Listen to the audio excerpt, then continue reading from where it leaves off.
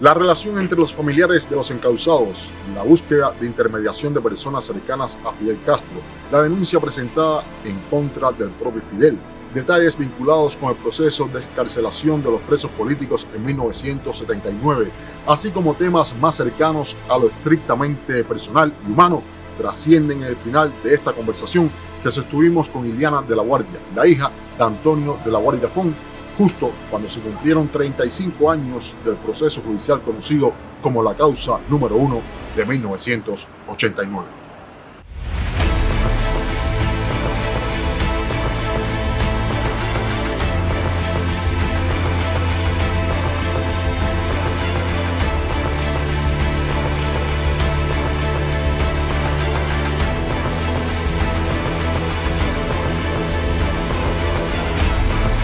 Acusado Antonio de la Guardia Font, ubíquese frente al tribunal.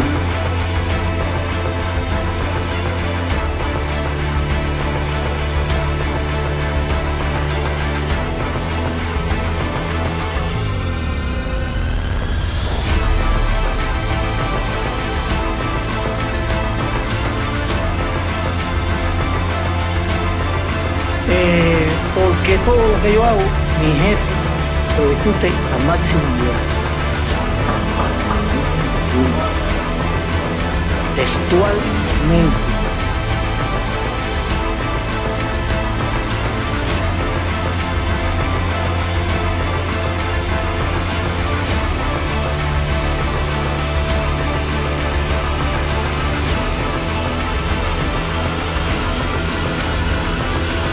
Tengo una curiosidad más que todo, bueno, si se pudiera decir curiosidad.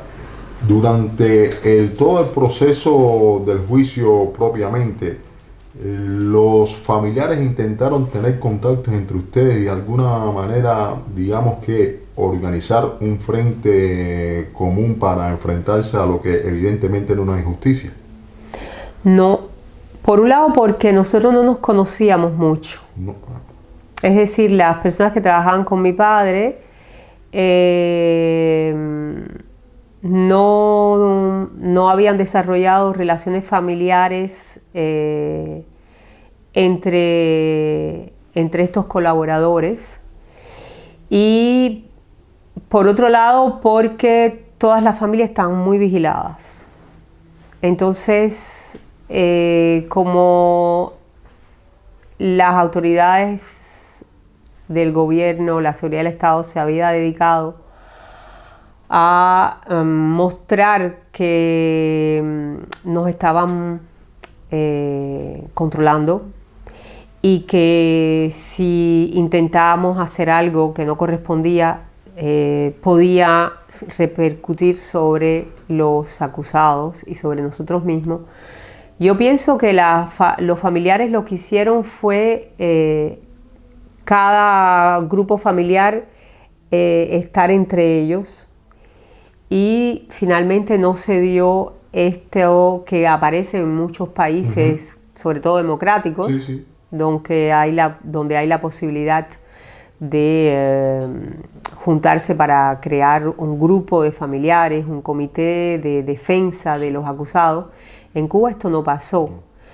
Pero bueno, yo pienso que es producto por el hecho de que es un sistema que está estructurado de una manera para que el control sea total de la población, el control autoritario sea total. Por eso para mí es un autoritarismo totalitario, ¿no?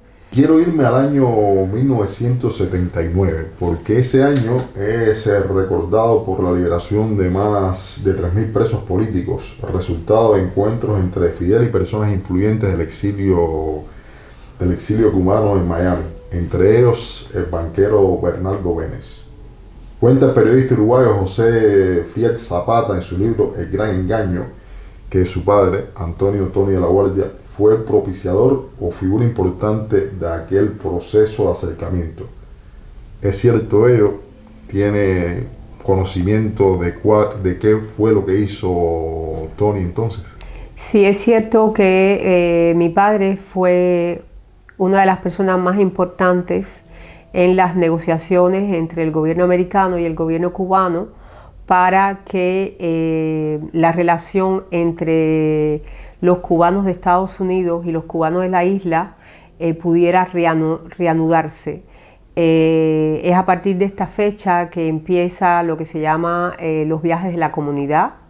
Mi padre logra establecer esta relación y esta negociación, yo pienso, por un lado porque mi padre hablaba un inglés perfecto, segundo porque mi padre conocía muy bien los Estados Unidos y tercero quizás porque mi padre estaba convencido que eso era necesario.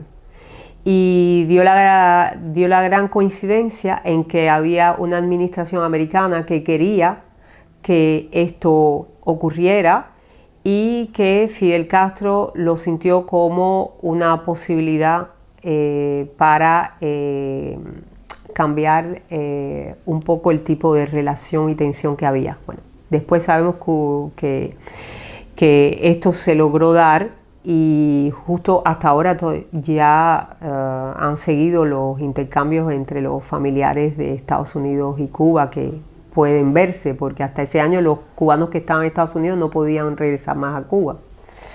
Y sí fue él uno de las figuras más importantes de esta negociación. O sea, aquel hombre que a día de hoy el imaginario popular lo sitúa solamente en acciones oscuras, fue un hombre que fue mucho más allá fue mucho más allá de aquellas acciones, insisto, oscuras, sino que pudo también tocar en algunos lugares que propició al final aquel acercamiento. Sí, exactamente. Después supe cuando encontré a algunos familiares o amigos de mi padre en Estados Unidos que mi padre había estado incluso en la ciudad de Miami, que algunas personas lo habían visto y además había estado en Miami protegido por el FBI. Regresando a aquel año 1989, ¿cómo fue pasar de la seguridad que ofrece ser parte del poder o estar muy cerca del mismo al desamparo e indefensión al que te somete ese mismo poder? ¿Cómo vivió la familia ese tránsito de ser protegidos a prácticamente apestados? Y disculpe la expresión. Bueno, lo más difícil en una situación así es que te das cuenta de quiénes son realmente los que están gobernando, ¿no? De qué son capaces de hacer. O sea, en ese momento lo más difícil para nosotros es no solamente darnos cuenta que somos considerados enemigos de ese gobierno, sino que además no tenemos ninguna protección legal ni jurídica de ningún tipo para defender y salvarle a la vida, en este caso a mi padre. Eso fue lo más difícil. O sea, darme cuenta que no teníamos ninguna instancia, ninguna ley que los pudiera proteger, era sobre todo ese sentimiento de indefensión, de falta de protección, de estar simplemente a disposición de ellos, que podían hacer con la familia lo que ellos querían, que podían hacer con cualquier ciudadano lo que ellos decidieran. Raúl y Fidel Castro en ese momento me muestran que no hay justicia, que no hay independencia de poderes, que el país entero le pertenece, que todas las instituciones la controlan ellos, que no hay ninguna posibilidad de libertad para defenderse y finalmente para salvar a un familiar que uno tanto quiere, ¿no?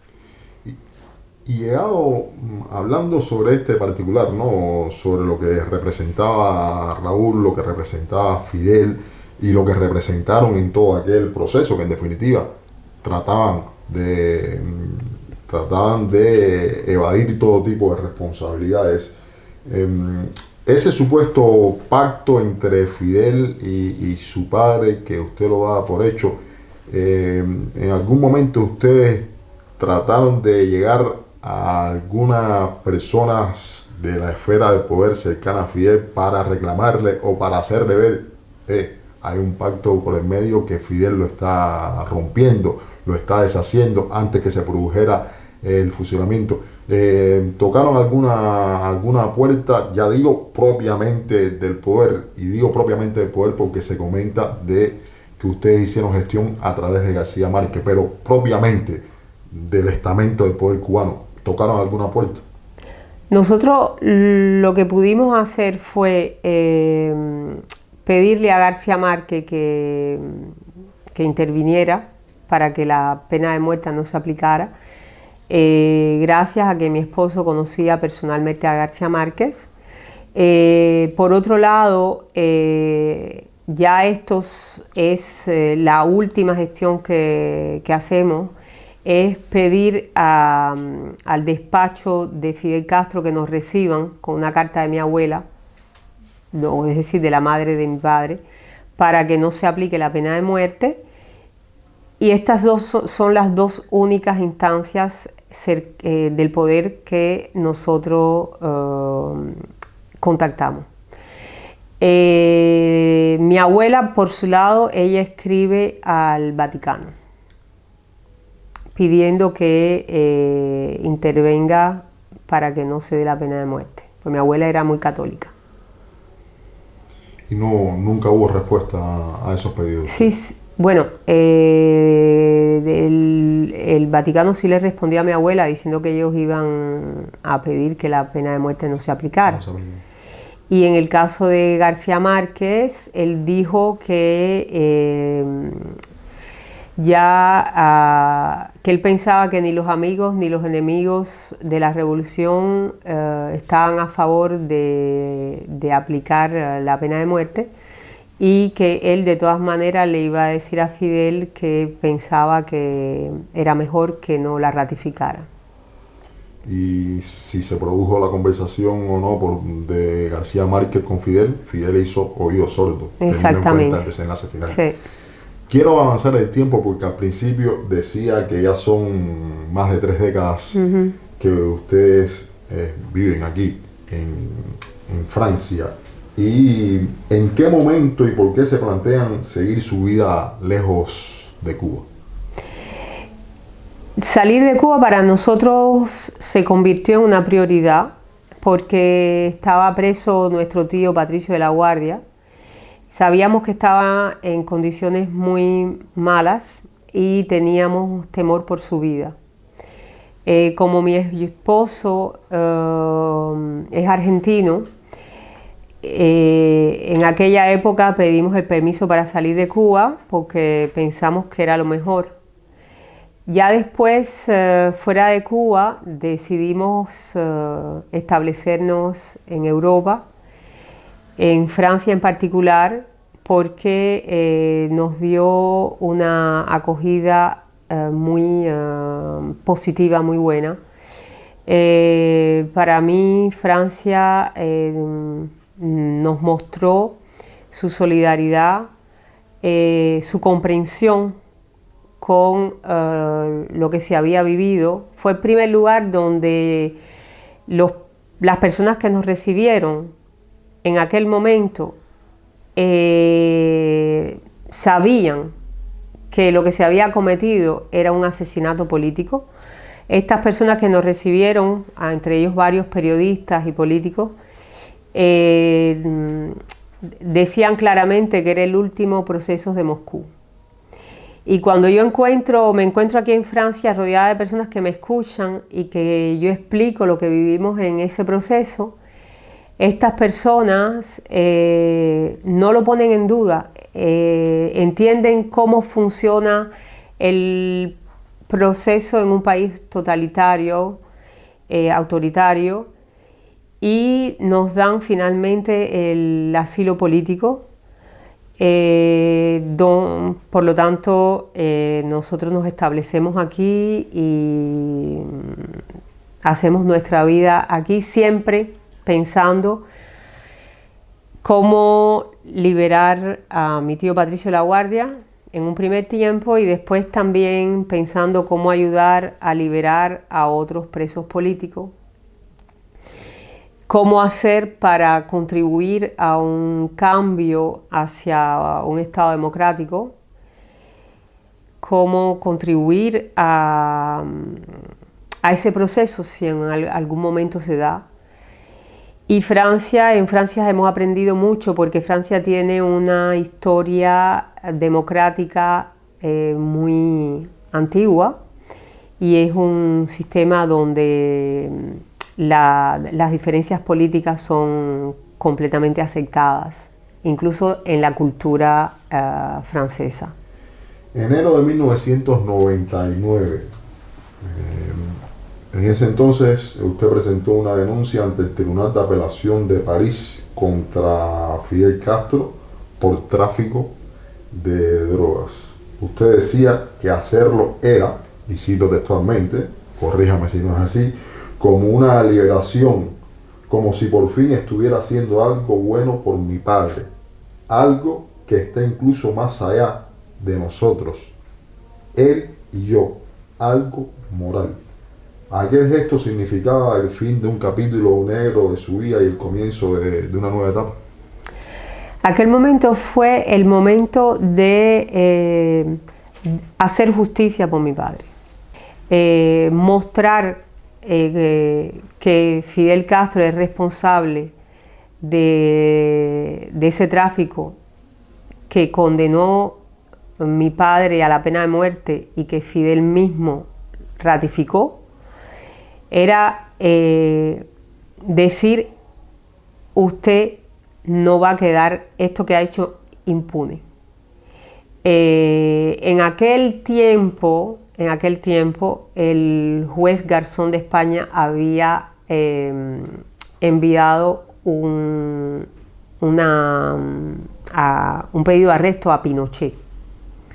Y en Francia, ciertas asociaciones habían contactado abogados para hacer lo mismo hacia Fidel Castro. Y entonces el abogado que había desarrollado este proceso nos contactó a nosotros, que es el abogado Serge Lewis, y nos pusimos de acuerdo cómo presentar esta acusación hacia Fidel Castro. Y sí tenía un valor moral hacia mi persona, hacia mi padre, hacia mi familia, hacia los otros familiares de los otros acusados, y un poco también para hacer luz sobre ese momento tan oscuro y dar a conocer la verdad. Este fue un poco el objetivo de este proceso. Con relación a la familia, se asegura que a la pregunta de un militar a su abuelo, Mario, de cómo iba, él le respondió: ¿cómo quieres que me vaya? Me cortaste un brazo y ataste el segundo, refiriéndose evidentemente al fallecimiento por fusilamiento de su padre y a los 30 años de condena a su tío Patricio. De cierta manera, la afirmación resume el sentimiento, pienso yo, no solamente de un padre, sino también de gran parte de la familia. ¿Acaso nunca terminó la represalia sobre Patricio y el resto de la familia que sigue en Cuba? A ver, cuando mi abuelo dice esto es porque hay un oficial de la Seguridad del Estado que viene a preguntarle cómo está de una manera un poco demasiado familiar, demasiado en confianza. Altanera, pudieron decir. Sí, en confianza. ¿Cómo estás, mi viejo? Y mi abuelo, que era alguien que era muy digno, le dice al señor esto que realmente dices. ¿Cómo voy a estar si me han cortado un brazo y me han atado al otro? En relación a esto, bueno, era un poco también, no me vuelvas a preguntar más y por favor déjanos tranquilos a nosotros en el duelo, ¿no? Hablaba usted de la relación que tenía con Patricio, de la admiración que tenía o que sentía por su tío Patricio de la Guardia, y en algún momento de su estancia en el exilio, específicamente en el año 1994, los escritores Regis Debray, Jean-François Foguel y Gilles Perrault se unieron a usted e enviaron una carta a Fidel Castro. Además de la liberación de su tío Patricio, exigían que pudiera ser tratado por un médico de su elección. ¿Alguna vez se recibieron respuesta a esta carta que le enviaron a Fidel? A ver, el Comité para la Liberación de Patricio se hace porque Patricio es sometido a una cárcel de castigo. Es decir, él está aislado, pero además lo ponen en una cárcel muy pequeña, donde las condiciones de salud de él se deterioran, porque Patricio había comunicado al exterior una carta donde él daba a conocer las condiciones de detención, donde él daba a conocer que finalmente esas operaciones estaban autorizadas, y como fue una carta que había salido de manera clandestina de la cárcel, el Estado, las autoridades cubanas deciden de castigarlo. Y nosotros entonces aquí decidimos de hacer este comité para pedir su liberación y una visita de un equipo médico. En esa época estaba el gobierno de François Mitterrand en Francia y teníamos relaciones personales con personas que habían trabajado con Mitterrand, con el presidente francés. Y entonces, a través también de la señora del presidente, Madame Danielle Mitterrand, se pide que haya una comisión médica que lo visite y que le cambien las condiciones.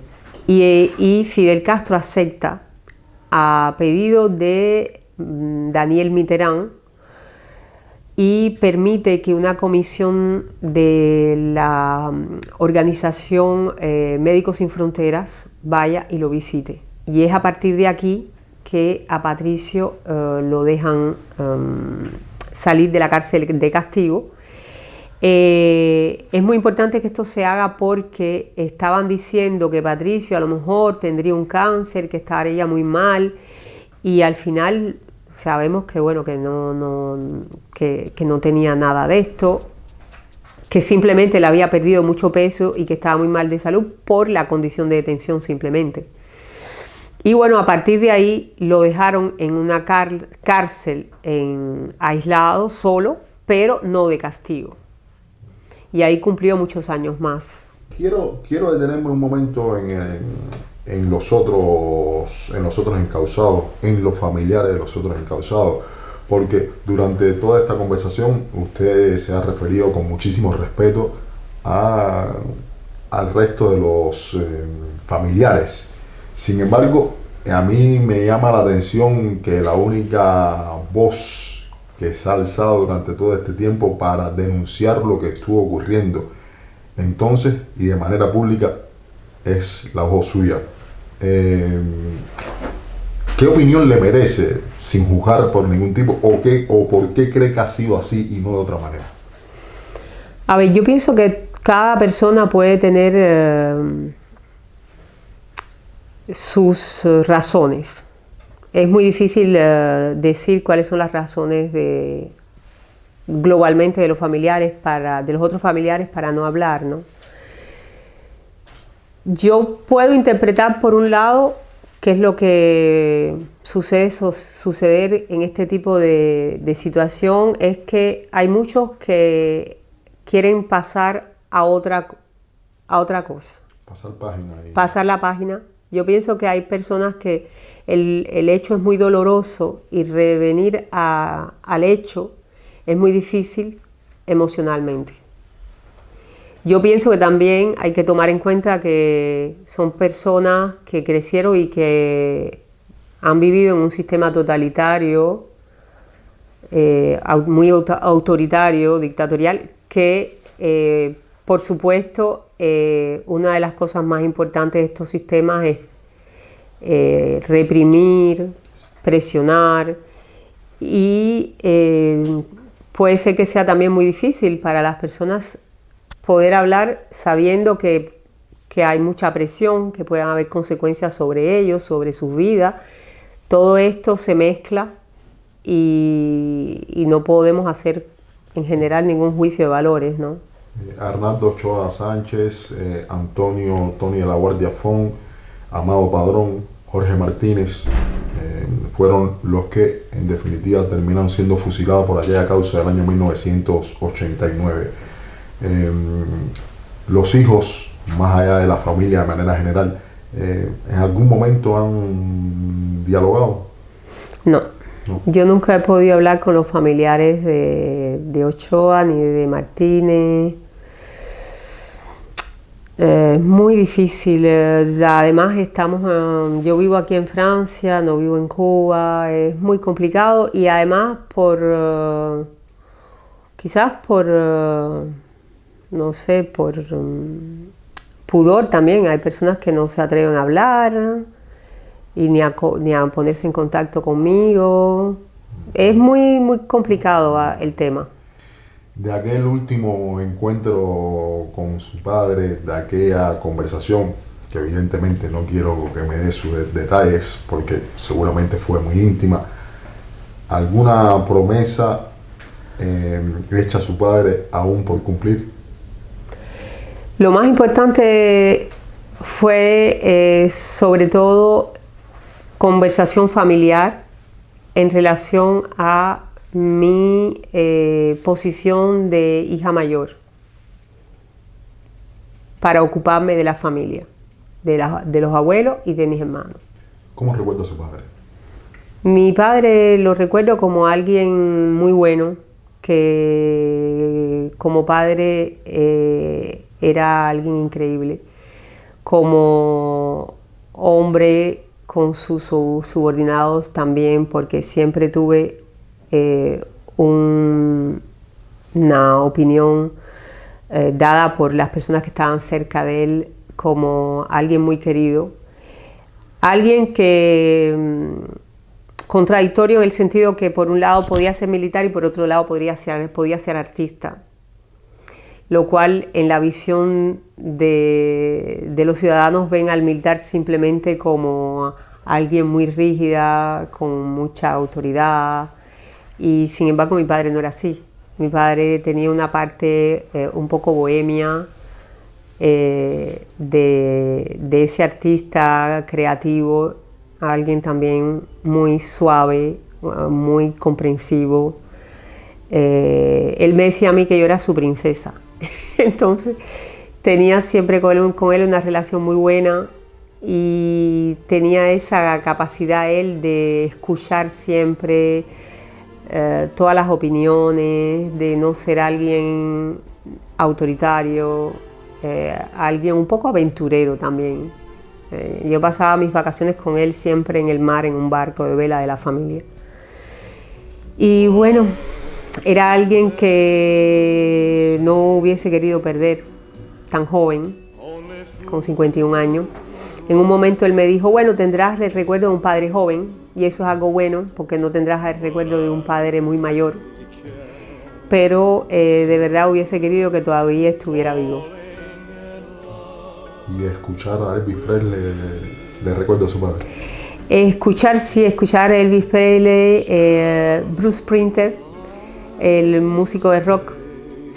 Mi padre era alguien que le gustaba mucho la música y que desde que yo era pequeña en la casa escuchaba el rock, los Beatles y Neil Young y toda la música de esa época. Y bueno, cada vez que escucho esa música me acuerdo de él. También me acuerdo mucho con Simon & Garfunkel, que a él le gustaba mucho. Y bueno, era alguien que yo diría bastante original.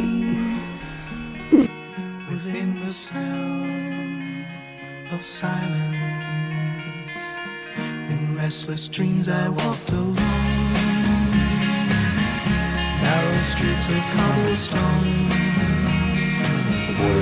Liliana, con ese recuerdo, con esa imagen que nos ofrece de su padre, pues pienso que es un buen momento para concluir la conversación. Yo le agradezco muchísimo que 35 años después haya accedido a conversar con nosotros, pero sobre todo que haya accedido a recibirnos aquí en su casa en París.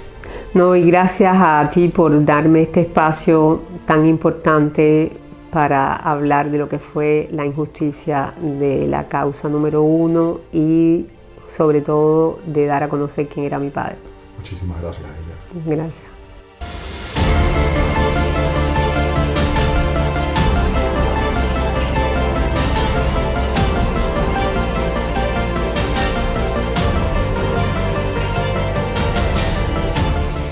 Acusado Antonio de la Guardia Fon, ubíquese frente al tribunal.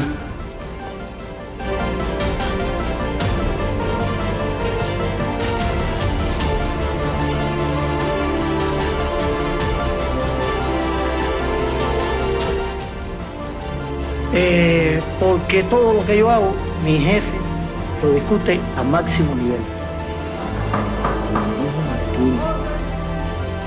Textualmente